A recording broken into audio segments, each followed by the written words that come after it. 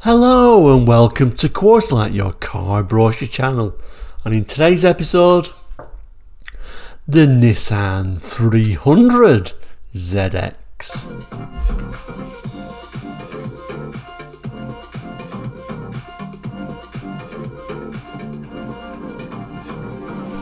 Welcome back and hope you had a great weekend. If you're new to the channel, Quartzlight, we look at car brochures from around the world from the 60s, 70s, 80s and 90s and sometimes beyond that as well. So if you think that might interest you as a car enthusiast or indeed another fellow car brochure collector, please consider subscribing. We're glad to have you. Now today's episode, the wonderful Nissan 300 ZX. We're looking at the first generation model today. It ran from 1983 till 1989. Today's brochure is from 1984. These models are actually sometimes referred to as the Z31. So let's have a look at that. So here is today's brochure. What a wonderful looking car they are. Typical 80s, of course, not shy about showing turbo badges, are we? But I do particularly like the design of this. Dare I say, even more than the car that came after. This particular model, you can just about make out it's got the T-tops on there, but all the little details we'll have a look at when we go inside the brochure itself. As for the name, Nissan 300 Z, harking back to the days of the famous Datsun and Nissan Z cars. The X was added when the 280 ZX was launched. The X kind of like meaning luxury, because they kind of like started adding a little bit of extra weight, unfortunately, but a few more toys inside there later on from them early Z cars. But anyway, I'll flip the front cover over and we'll see what's inside. So here we go, they opened the brochure up, and I have to say, the cardstock on the cover, it's quite thick cardstock. It's more of a card type material than the pages. So I spent a little bit more, did Nissan, on this particular brochure to showcase this car. Another lovely example in white, again with the T-tops, looks like nice red trim. We'll kind of like zoom in a bit more on that one, I think. We'll have a quick look at some of this introduction about the ZXs. So it starts talking about how fantastic the ZXs are. Then it goes down later on to say the ZX series are the world's best-selling sports car, and now the 300 ZX in normally aspirated and turbo forms has arrived to put Nissan's big sports car even further ahead of the rest. The Nissan 300 ZX has an all-new aluminium alloy V6 engine, which was developed specifically for this car, with the fixed design targets of combined very high power output with smoothness and refinement, and providing a unit which is both light and compact. It goes on to tell us in normal form it is the essential of quiet, smooth operation, and effortless takes a 300 ZX to very high cruising speeds. Add a turbocharger and a whole new dimension is apparent, lightning acceleration throughout the range, which makes overtaking a joy, and a top speed of 155 miles per hour. And in typical ZX fashion, it ends by saying, while cosseting the driver and passengers in real luxury. It's kind of like a strange spin, very much like the 280 ZX, making this fast car but saying it's also a luxury car as well. Here is a bit of a closer look at the white one. It tells us this has been, the photograph is courtesy of Motor. Again, showing this as the turbo version, just to make out these sort of fabulous sort of red seats in there, and of course those T-tops, which we'll see later on. Wonderful big picture on the first page proper. A bit of a closer look at this red example. You'd be proud to have that as a kid on your bedroom wall, wouldn't you? It had all the sporting keys there, didn't it, really, with scoops and pop-up headlights, turbo badging. What more could you possibly want? Let's have a quick look at some of this text. It's quite a wordy brochure this, so I'll only just pick out the key points. So it tells us here that this 300ZX has retained the Targa roof. The Targa roof kind of like came out on the 280ZXs, weren't it? But later on. So it's kept that kind of like Targa idea. But it's out now saying there's new design with a unique dramatic appearance. Black polypropylene bumpers with front chin spoiler contrast with the colour of the sharply sloping bonnet. On turbo models there is an additional air scoop. The windscreen wipers are recessed below the bonnet line to emphasise the smooth, uncluttered shape. The Targa roof is flush fitting and the aerodynamic lines are continued around the rear hatch to the spoiler. And we can have a look at those interesting bumpers and that turbo badge. Looks like this particular model has been waxed quite heavily, and it looks like it must have been surprised with a little bit of rain by the looks of it. And there is that additional scoop for the turbo models. Another look at that roof, and you can just about make out the little spoiler on the back there. Looks like a less exciting grey interior on this rare example. Remember the white one had that amazing sort of red interior which we just about made out. Well, we can have a better look at it on the next page. Look at that, all of the red, or maybe you could call it burgundy and red. Two different tones of red. How 80s is that?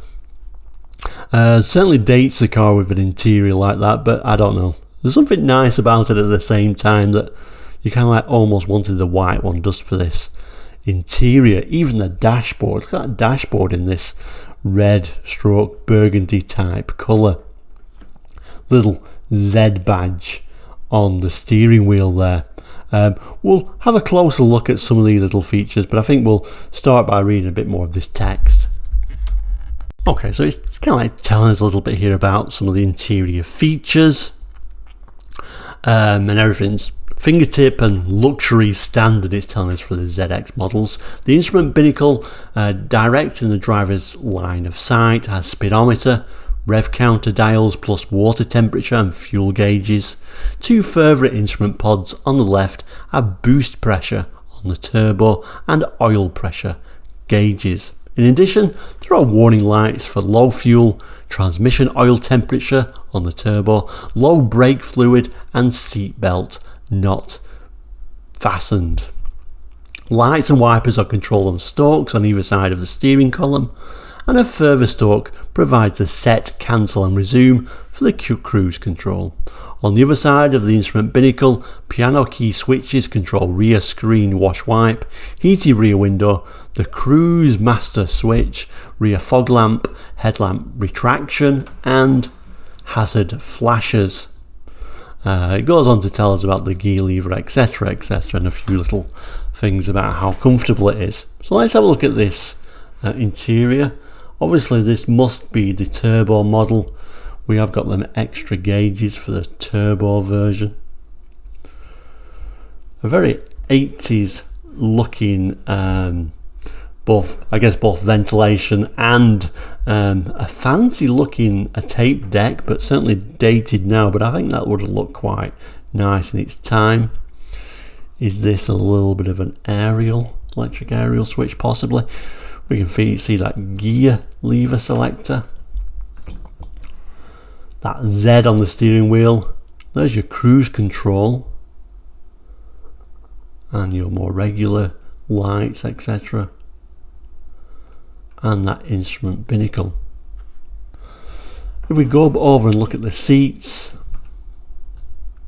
we can see some more dials and switches there as soon as the camera catches up with us. There we go, a few more little extra switches, but it's all about them seats, isn't it? Some amazing two colour seats in there, look really quite spectacular, I think. And then we get this rather nicely laid out couple of pages that really show the key points of this 300ZX. So we'll certainly have a look at these. So we had a look at this earlier, and what it's referring to is a seek and scan radio and cassette player. Like I said, I think that would have looked quite special in the 80s. And it also gives this little bit of a look at how the lights look in their up and down position. The rear wash wiper, and it also gives a little bit of a look at that heated screen as well. If we go down, yes, there's also an auto option. A tailgate, making it, quite a practical vehicle, although you've got a very high lip for carrying anything or lifting anything up, I should say. As you can see, this is the red one again, which much plainer grey interior, shown again with that Targa roof panels removed. Roof mounted reading lights, and doors have stereo speakers and pockets. Okay, so on the next page, this is entitled Setting New Standards. Looks like they're doing lots of different testing in various locations. This is actually when Motor tested it. And then on the opposite page, the specifications. So let's zoom in on that now. Okay, specifications now. I'm not going to read everything out. You can certainly pause the screen if you need to see everything. But straight away, two models, the standard ZX and the ZX Turbo. It's also showing here that the auto option is only option on the non-turbo. If we look down at the exterior features, other options, metallic paint, you could even get two-tone paint. Things like alloy wheels, all standard though. In exterior, electric, so yeah, we do have an electric aerial on there. So quite a comprehensive list of standard features, and really that's that X part of the ZX and what it's meaning by both a luxury car and a performance car as well. That continues down in the comfort and the convenience, and also in the interior seating features. No leather option, but then velour seats. My favourite is always velour. I know a lot of people do like leather, but velour I think is the real luxury interior for me, and particularly that red one, how 80s, or some people could say maybe even a 70s look, but I do like that red interior. It must be a very nice place to be in. Don't usually go for white cars, but I might have gone for a white car here just to get that red. Look at the engine now, and it's all about the turbo, isn't it? So the turbo engine shown, all the cars have been the turbo versions. Shame it's not showing the standard version as well, to be fair. We do get some technical information there for the mechanically inclined people out there, so that's all the information. It's actually a 2960cc engine, and like I say, same engine, they just tack a turbo on there. And then if we go further down, it doesn't give performance figures, which is sad, isn't it? I'd like to see those 0 to 60 figures, but there's the fuel consumption for the ZX, the ZX Auto and that ZX Turbo. Interesting, the Turbo is looking like it's actually the most efficient, really, isn't it, at the urban cycle and the constant 56. Back page now, and rather nicely we do finally get a rear shot of this particular car, so we have to zoom in on that, don't we? And there it is, very 80s in its look all round, to be honest. A little bit of a GB badge stuck on the back there for whatever reason. Those lovely wheels, do like them wheels, I mean, they look really good. And there's no doubt, even though I said I'd get the white one, it does look good in this red colour, doesn't it? Right at the bottom, we've got the Nissan UK badge and the date right down at the bottom, telling us this is the 7th 84. And I kind of cheated a bit. I just grabbed another brochure to give you an idea of the non-turbo version. So let's look at this red non-turbo version. This is actually an 85 brochure. So you can see on the non-turbo, obviously no turbo badging, which makes sense. Also no scoop on there either, is there? It does, interestingly, show you the interior of the turbo version, which I think is from the brochure we just looked at though. So there we go. So thank you so much for watching today's brochure review for the 300ZX. If you remember these cars, please jot that in the comments. They're always my favourite sort of little bits to read. But thank you for watching today. Many more brochure review videos coming up, so please do like and subscribe. But for now, enjoy the rest of your day. Please take care, and we'll see you very soon. Goodbye.